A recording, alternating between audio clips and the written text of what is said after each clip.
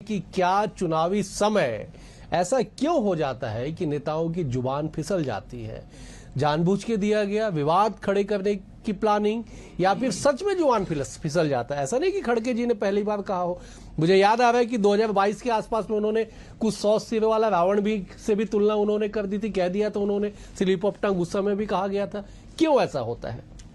देखिए डॉक्टर साहब, मैं आपको स्पष्ट बता दूं, ये जो सरकार है ये अपने काम से नहीं सिर्फ विवादों से चल रही है।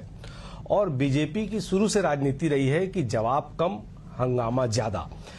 सामने वाले की तरफ से स्पष्टीकरण आ गया तुरंत वहां पर। उन्होंने ये कहा कि लोकतांत्रिक ढांचा आतंकित है, तो उस पर चर्चा होनी चाहिए, ना कि राजनीति।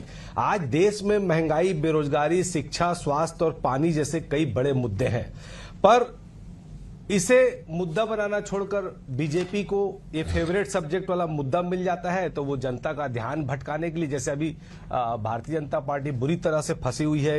ए दीदी ओ दीदी में उनकी बदनामी हो रही है। बंगाल और तमिलनाडु की हार इनको स्पष्ट नजर आ गई है।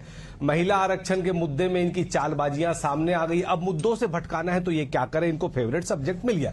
खड़गे जी ने तो स्पष्ट कर दिया कि उनका ये आशय ये है कि पीएम देश के लोकतांत्रिक ढांचे को आतंकित कर रहे हैं, है ना। उसके बावजूद उसको जबरदस्ती मुद्दा बनाना, तो सवाल सीधा सा है कि जब आपके नेता खुलेआम सार्वजनिक मंचों पर जहरीली भाषा बोलते हैं, तब आपकी नैतिकता का ज्ञान कहां चला जाता है।